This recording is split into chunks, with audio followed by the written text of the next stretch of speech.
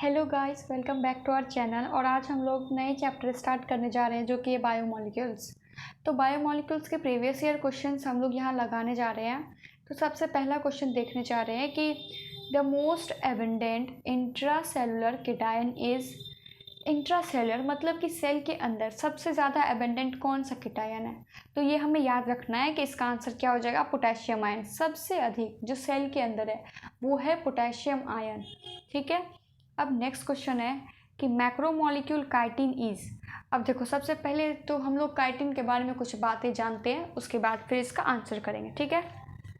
तो देखिए यहाँ मैंने लिख रखा है काइटिन क्या है कि linear polymer of N acetyl D glucosamine. N acetyl D glucosamine का लीनियर पॉलीमर है। इसमें जो लिंकेज होता है बीटा 1,4 लिंकेज होता है। और ये कहाँ पाया जाता है, ऑर्थ्रोपोडा की एक्सोस्केलेटन में और फंजाई की सेल वॉल में पाया जाता है ये। ठीक है। अब हम लोग क्वेश्चंस देखते हैं। क्वेश्चंस क्या कह रहा है। क्वेश्चन है सिंपल पॉलीसेक्राइड, बिल्कुल नहीं, ये तो पॉलीसेक्राइड नहीं है। नाइट्रोजन कंटेनिंग पॉलीसेक्राइड, बिल्कुल सही बात है। देखिए इसमें नाइट्रोजन है ना यहाँ, तो ये क्या हो गया, नाइट्रोजन कंटेनिंग पॉलीसेक्राइड। तो आंसर तो सेकेंड हो गया यहाँ पे। ठीक है। अब हम लोग नेक्स्ट क्वेश्चन की तरफ बढ़ते हैं। नेक्स्ट क्वेश्चन है हमारा, which of the following is a non reducing carbohydrate. तो कहा जा रहा है हमसे कि इनमें से नॉन रिड्यूसिंग कार्बोहाइड्रेट कौन है। तो इसका आंसर हो जाएगा सुक्रोज। क्या हो जाएगा इसका आंसर, सुक्रोज। सुक्रोज है non reducing carbohydrate. Next question है the chitinous exoskeleton of arthropoda is formed by polymerization of. जो काइटिनस एक्सोस्केलेटन है ऑर्थ्रोपोडा का, वो काइटिनस एक्सोस्केलेटन से बना हुआ है। तो वो किस चीज़ का बना हुआ है, तो अभी हम लोगों ने पढ़ा कि एन एसिटाइल डी ग्लूकोसामाइन। अब देखो, लिपोग्लाइकन्स नहीं, केराटिन सल्फेट एंड कॉन्ड्रोटिन नहीं, कॉन्ड्रोटिन सल्फेट नहीं, डी ग्लूकोसामाइन भी नहीं है। सिर्फ सबसे ज़्यादा इंपॉर्टेंट क्या, एन एसिटाइल ग्लूकोसामाइन। तो आंसर क्या हो जाएगा, एन एसिटाइल ग्लूकोसामाइन। अब नेक्स्ट क्वेश्चन हम लोग देखते हैं कि a typical fat molecule is made up of. जो टिपिकल हमारा फैट मॉलिक्यूल वो किस से बना हुआ। देखो, जो टिपिकल फैट मॉलिक्यूल है वो एक ग्लिसरॉल और 3 फैटी एसिड के मॉलिक्यूल से मिल करके बना हुआ है टिपिकल फैट मॉलिक्यूल। देखो ये सेकेंड ऑप्शन जो 1 glycerol and 3 fatty acid molecule, इससे क्या है, हमारा टिपिकल फैट मॉलिक्यूल मिलके बना हुआ है। अब नेक्स्ट क्वेश्चन देखते हैं हम लोग, Which of the following is least likely to be involved in stabilizing 3D folding of most proteins। इनमें से जो ऑप्शन हम लोग यहाँ पे, रुको एक मिनट, इन ऑप्शन में से हमें बताना है कि 3D जो प्रोटीन होता है, जो टर्शरी प्रोटीन होता है, उनमें कौन सा बॉन्ड कम से कम इन्वॉल्व है, लीस्ट इन्वॉल्व।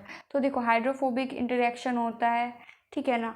अब देखो ईस्टर बॉन्ड पर हम लोग बात करेंगे। पहले चलते हैं, हाइड्रोजन बॉन्ड भी होता है, इसमें इलेक्ट्रोस्टैटिक इंटरेक्शन यानी आयनिक इंटरेक्शन भी होता है। लेकिन जो ईस्टर बॉन्ड है वो लिपिड्स में होता है, तो वो यहाँ पे नहीं होता। टर्शरी प्रोटीन में भी ये ईस्टर बॉन्ड सबसे कम या नेग्लिजिबल या नहीं होता है। ठीक है। अब नेक्स्ट क्वेश्चन पे हम लोग चलते हैं। The 2 functional group characteristic of sugars are. सबसे पहले शुगर के बारे में हम लोग जानते हैं एक चीज़, जो शुगर है उसमें जैसे कि ग्लूकोज ही है।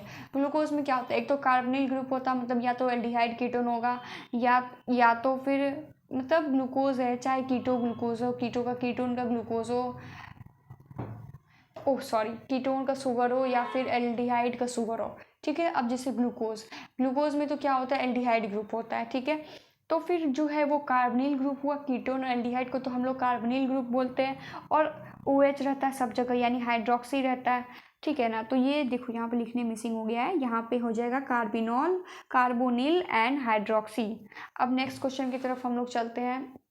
Which of the following is an amino acid derivative hormone. इनमें से एमिनो एसिड डेरिवेटिव हार्मोन कौन है। तो इसका आंसर ये है एपिनेफ्रिन। क्या है, एपिनेफ्रिन है। अब नेक्स्ट क्वेश्चन की तरफ चलते हैं। विच of the following is glucose transporter is insulin dependent. अब देखो इंसुलिन डिपेंडेंट ग्लूकोज ट्रांसपोर्टर कौन है। तो सबसे पहले ये एक मतलब यूनिक इन्फॉर्मेशन है, तो ऐसे हम लोग को इसे याद रखना पड़ेगा, जो है GLUT4। इसके बारे में NCERT में मेंशन है कि जो GLUT4 है वो क्या करता है ना कि ग्लूकोज को इनसाइड द सेल ट्रांसपोर्ट होने में मदद करता है ये। ठीक है। अब नेक्स्ट क्वेश्चन जो है हमारा, which of the following are secondary metabolites in plants. अब सबसे पहले जानते हैं कि सेकेंडरी मेटाबोलाइट्स क्या होता है। सेकेंडरी मेटाबोलाइट्स जैसे कि रबर, गम्स, जिसका हमें कोई यूज़ नहीं पता चला अभी तक प्लांट्स में। जैसे प्राइमरी में क्या हो गया, एमिनो एसिड हो गया, ग्लूकोज हो गया, प्रोटीन्स, न्यूक्लिक एसिड, ये सब हो गया प्राइमरी मेटाबोलाइट्स। तो इसमें पूछा जा रहा है कि कौन सेकेंडरी मेटाबोलाइट्स नहीं है, यानी कि इसमें पूछा जा रहा है कि प्राइमरी मेटाबोलाइट्स कौन है। अब देखो मॉर्फिन और कोडीन भी सेकेंडरी है, एमिनो एसिड और ग्लूकोज तो प्राइमरी है, ठीक है ना। अब देखो विन, ब्लास्टिन, करक्यूमिन ये भी सेकेंडरी है, रबर एंड गम्स ये भी सेकेंडरी, ये सब क्या है, सेकेंडरी मेटाबोलाइट्स है। अब हम लोग बात करते हैं एनसीईआरटी बेस्ड क्वेश्चंस पे कुछ है, ठीक है ना। जैसे ये देखो ये question, identify the incorrect pair alkaloids. Codeine है, जो कुछ ड्रग्स है, जो प्लांट से हम लोग कुछ ड्रग्स बनाते हैं तो वो एल्केलॉइड कहलाते हैं। तो इसमें क्या हो गया, कोडीन आ गया, टॉक्सिन एब्रिन, टॉक्सिन है बिल्कुल, लेक्टिन ये कॉनकानावेलिन ए लेक्टिन से, लेकिन drugs ricin, ricin actually drugs नहीं है, ये भी टॉक्सिन है। क्या है ये, टॉक्सिन है ये। तो ये आंसर हमारा क्या हो गया, ये गलत हो गया। देखो इसका एज इट इज चार्ट जो है ना एनसीईआरटी में बनी हुई है, तो हमें वो याद रखनी है, ठीक है। तो आप लोग इसमें एनसीईआरटी को रेफर कर सकते हो, ओके। अब नेक्स्ट क्वेश्चन देखो क्या है कि which of the following compound is present in acid soluble pool when we analyse chemical composition. अब देखो कौन सा होता है एसिड सॉल्युबल पूल में। सबसे पहले हमें ये पता रखना होगा कि दो निकले थे, एक तो एसिड सॉल्युबल, एक तो एसिड इनसॉल्युबल। अब देखो जितने एसिड इनसॉल्युबल में चार ही चीज़ था, एक तो पॉलीसेकेराइड, न्यूक्लिक एसिड, प्रोटीन और लिपिड। ये चार सिर्फ किस में था, एसिड इनसॉल्युबल। प्रोटीन भी हो गया एसिड इनसॉल्युबल में, लिपिड भी हो गया इनसॉल्युबल में, और ये तो पिगमेंट है तो ये भी किस में हो गया, इनसॉल्युबल में हो गया। तो सॉल्युबल में क्या होगा, यहाँ देखो ग्लूकोज जो है वो क्या होगा, लिपिड, वो क्या होगा, एसिड सॉल्युबल पूल में होगा। तो इसका आंसर क्या हो जाएगा, ग्लूकोज। अब हम लोग बात करते हैं नेक्स्ट क्वेश्चन पे। नेक्स्ट क्वेश्चन है हमारा कि which of the following element is present most abundantly in earth crust. ये सबसे अधिक जो है अर्थ क्रस्ट में पाए जाने वाला एलिमेंट के बारे में हमें बताना है, ठीक है। तो देखो पहला ऑप्शन क्या है, कार्बन, सेकंड ऑप्शन क्या है, हाइड्रोजन, नेक्स्ट क्या, ऑक्सीजन, देन सिलिकॉन। अब सबसे पहले जब इसका भी एक चार्ट अवेलेबल है एनसीईआरटी में, ठीक है ना, आप लोग जाकर देखिएगा एनसीईआरटी को, तो इसका भी एक प्रॉपर उन्होंने चार्ट बना के अवेलेबल कर रखा है। सबसे ज़्यादा जो है अर्थ क्रस्ट में ऑक्सीजन है, देन सिलिकॉन है, ठीक है ना। तो पूछा गया मोस्ट एबेंडेंट, इनमें से सबसे ज़्यादा क्या है, इनमें से सबसे ज़्यादा ऑक्सीजन है, इसका आंसर क्या हो जाएगा, ऑक्सीजन। अब देखो यहाँ पे एक एमिनो एसिड का फोटो दिया हुआ है। अब देखो COOH NH2 और एक हाइड्रोजन, ये तो सब में कॉमन है, ये तो सब में रहने वाला है। लेकिन ये जो मिथाइल यहाँ पे अटैच है ना, ये एलेनिन को बताता है। जब मिथाइल अटैच हो जाएगा ना तो एलेनिन, यहाँ पर अगर हाइड्रोक्सी OH अटैच होता तो सीरीन हो जाता, अगर सिंपल H हो जाता सिंपलेस्ट एमिनो एसिड जो कि ग्लाइसिन है, ठीक है। ये तीन एमिनो एसिड का फोटो भी बायो के एनसीईआरटी में दे रखा है, तो हमें याद रखना है नीट पॉइंट ऑफ व्यू से, ठीक है। अब देखो नेक्स्ट क्वेश्चन पे चलते हैं। In proteins amino acid attach together by. अब देखो प्रोटीन्स में जो है एमिनो एसिड किससे जुड़े हुए हैं, peptide bond, amide bond, ester bond, and fourth option क्या है, 1 and 2 बोथ। अब देखो पेप्टाइड बॉन्ड तो सबने सुन रखा है कि इससे जुड़े हुए हैं, लेकिन जब एमाइड बॉन्ड का बात करते हैं, देखो एमाइड बॉन्ड कौन सा बॉन्ड होता है, देखो एक्चुअली ये C double bond NH bond हो जाता है, ठीक है ना। यहाँ पे अटैच है, यहाँ पे अटैच है, ठीक है ना, इस पे OH होता है, यहाँ पे नहीं, यहाँ पे अटैच है, यहाँ पे अटैच है। ये जो बॉन्ड हुआ ना तो ये एमाइड बॉन्ड हुआ, कुछ नहीं है। ये एमाइड और पेप्टाइड बॉन्ड एक ही बात है, लेकिन जो पेप्टाइड बॉन्ड है ना वो हम लोग ब्रॉड टर्म्स पे यूज़ करते हैं, और जो एक स्मॉल मॉलिक्यूल में होता है ना तब वो एमाइड वर्ड यूज़ करते हैं। तो इसका करेक्ट आंसर क्या हो जाएगा, बोथ 1 and 2, ठीक है। अब नेक्स्ट क्वेश्चन हम लोग देख लेते हैं, इसी में क्या है, which of the following can not be considered as an example of polymeric substance. अब देखो रबर भी पॉलीमेरिक है, हम लोग को पता है, गम भी इससे क्या होता है, पॉलीमेरिक होता है, सेलुलोज भी पॉलीमेरिक, लेकिन जो ये विन ब्लास्टिन है एक्चुअली ये सेकेंडरी मेटाबोलाइट है और ये पॉलीमेरिक नहीं होता है, ठीक है। अब हम लोग नेक्स्ट क्वेश्चन पे बात करते हैं, physical and chemical properties of amino acid depend on. अब देखो एमिनो एसिड की फिजिकल और केमिकल प्रॉपर्टीज किस पे डिपेंड करती है, एमिनो ग्रुप पे, कार्बोक्सिलिक ग्रुप पे, R ग्रुप पे, ऑल ऑफ द अबव। देखो इसका जो करेक्ट आंसर है ना, ये आंसर है ऑल ऑफ द अबव, क्योंकि इसमें एमिनो ग्रुप पे भी डिपेंड करता है, कार्बोक्सिलिक ग्रुप पे भी और R ग्रुप पे भी डिपेंड करता है, तीनों पे ही डिपेंड करता है। इसलिए इसका आंसर क्या हो जाएगा, फोर्थ हो जाएगा। क्या हो जाएगा इसका आंसर, फोर्थ। अब देखो नेक्स्ट क्वेश्चन जो है थोड़ा इंपॉर्टेंट क्वेश्चन है, और ये डायग्राम भी एनसीईआरटी में दिया हुआ है। ठीक है। अब देखो नेक्स्ट क्वेश्चन क्या है, which of the following represent structure of ribose. सबसे पहले ये पता होना चाहिए राइबोस 5 कार्बन का होता है। कितने का होता है, 5 कार्बन की रिंग होती है। अब देखो क्या है इसमें से, अब देखो पहले कार्बन गिनते हैं 1 2 3 4 5, ये हो सकता है। देखो 1 2 3 4 5 ये भी हो सकता है। देखो इसमें देखो 1 2 3 4 5 6, ये तो नहीं हो सकता भाई। अब देखो तो इसमें 1 2 3 4 5 6 7 हो गया, क्या ये 1 2 3 4 5 6 7, ये भी नहीं हो सकता, 7 कार्बन के थोड़ी होते हैं। अब देखो इस दोनों में देखते हैं। अब देखो राइबोस का जो स्ट्रक्चर आप एनसीईआरटी में देखेंगे ना, तो यहाँ पे CH2OH H, उसके बाद फिर देखो HOH, सारा में OH नीचे होगा, ठीक है। तो ये क्या हो जाएगा, राइबोस का स्ट्रक्चर हो जाएगा। अब नेक्स्ट क्वेश्चन हम लोग बात करते हैं, विच of the following is not a macromolecule. इनमें से मैक्रोमोलिक्यूल कौन नहीं है।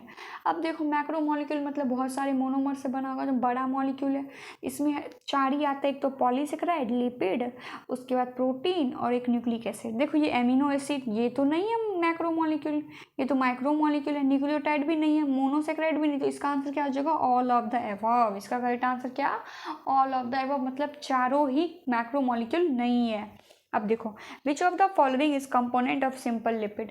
अब जब हम लोग सिंपल लिपिड का बात करते हैं ना, अभी हम लोगों ने क्वेश्चन में पढ़ा था कि सिंपल लिपिड किससे बना होता है, 3 फैटी एसिड और 1 ग्लिसरॉल से बना होता है सिंपल लिपिड, और उसमें ईस्टर बॉन्ड होता है। अब देखो ग्लिसरॉल तो होगा ही होगा, ये तो नेसेसरी कंडीशन, और फैटी एसिड भी 3 होगा, 3 फैटी एसिड और 1 ग्लिसरॉल होगा, यानी ये दोनों तो होगा ही। इसका आंसर क्या हो जाएगा, बोथ 1 and 3, ठीक है। अब नेक्स्ट क्वेश्चन देखो, विच of the following statement is correct. आगे कुछ स्टेटमेंट्स दिए हुए हैं, उसमें हमें बताना है कि इनमें से कौन सही है, ठीक है। अब देखो ऑप्शन, लिपिड इज ए बायोमैक्रोमोलिक्यूल। देखो लिपिड बायोमैक्रोमोलिक्यूल नहीं है, हालांकि ये एसिड इनसॉल्युबल पूल में पाया जाता है, लेकिन ये बायोमैक्रोमोलिक्यूल नहीं, ये बायोमाइक्रोमोलिक्यूल है।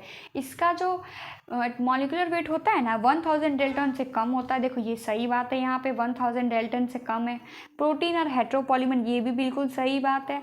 अब फोर्थ ऑप्शन क्या लिख रखा है, all of the above are correct except 1, ये तो सबसे सही है, तो इसका आंसर क्या हो जाएगा, फोर्थ हो जाएगा, ठीक है। अब नेक्स्ट क्वेश्चन देखो, फॉलोइंग स्ट्रक्चर इज। अब देखो ये स्ट्रक्चर किसका है, सबसे पहले पहचानते हैं। देखो कितना कार्बन, 1 2 3 4 5 6 कार्बन है। 6 कार्बन तो ग्लूकोज होता है, राइबोस तो नहीं होगा, ये डीऑक्सी राइबोस भी नहीं होगा। अब देखो ग्लूकोज में क्या आता है, अल्फा ग्लूकोज और एक बीटा ग्लूकोज होता है। अब देखो जब OH ऊपर हो ना तब ये हो जाएगा बीटा ग्लूकोज, और जब OH नीचे हो ना तब ये हो जाएगा अल्फा ग्लूकोज। तो हमारा आंसर क्या हो जाएगा, इसका बीटा ग्लूकोज हो जाएगा। क्या हो जाएगा, बीटा ग्लूकोज हो जाएगा। अब नेक्स्ट क्वेश्चन देखते हैं हम लोग, all the following statements about structure of glycogen are true except. सारे सही हैं, अब बताइए इनमें से कौन गलत है, एक्सेप्ट मतलब कौन सही नहीं है। ब्रांचिंग ओकर आफ्टर एवरी 10 रेसिड्यूज। अब देखो 10 रेसिड्यू जब होते हैं ना तब एक ब्रांचिंग निकलती है, ठीक है, ये बात तो सही है बिल्कुल। It is a copolymer of glucose and mannose. अच्छा इस पर हम लोग डिस्कस करते हैं। अब देखो ये क्या कह रहा है, इसमें क्या होता है, अल्फा 1,4 ग्लाइकोसिडिक लिंकेज, ये भी सही है। ये भी क्या है, ये भी सही है। और यहाँ पे क्या है, it contains alpha 1,6 glycosidic linkage, ये भी बिल्कुल सही बात है। ये भी क्या है, बिल्कुल सही बात है। अब जो सेकंड ऑप्शन है, it is a copolymer of glucose और मैनोज, ये रॉन्ग है, क्योंकि ये जो है ना अल्फा डी ग्लूकोज का पॉलीमर होता है। क्या होता है, ये अल्फा डी ग्लूकोज का, ना कि ग्लूकोज और मैनोज का। ये चीज़ यहाँ पे रॉन्ग है। ये किसका, अल्फा डी ग्लूकोज का, यहाँ मैं लिख देती हूँ, अल्फा डी ग्लूकोज का ये पॉलीमर होता है। तो इसका इसमें से रॉन्ग कौन सा, ये सेकेंड नंबर का आंसर रॉन्ग है, ठीक है। अब नेक्स्ट देखो, नेक्स्ट क्वेश्चन हमारा क्या कह रहा है कि एमाइलोज और एमाइलोपेक्टिन चेन्स अकर इन ग्लाइकोजन में होता है, स्टार्च में होता है, सेलोज में होता है या काइटिन में होता है। तो ये हमारा स्टार्च में होता है, ठीक है। अब नेक्स्ट क्वेश्चन क्या है कि which one of the following is disaccharide. इनमें से डाइसेक्राइड कौन है। अब देखो गैलेक्टोज तो मोनोसेक्राइड है, फ्रुक्टोज मोनोसेक्राइड, और ये डाइसेक्राइड कौन हो जाएगा, ये माल्टोज हो जाएगा। कौन हो जाएगा, ये डाइसेक्राइड माल्टोज हो जाएगा। Okay, thank you for watching.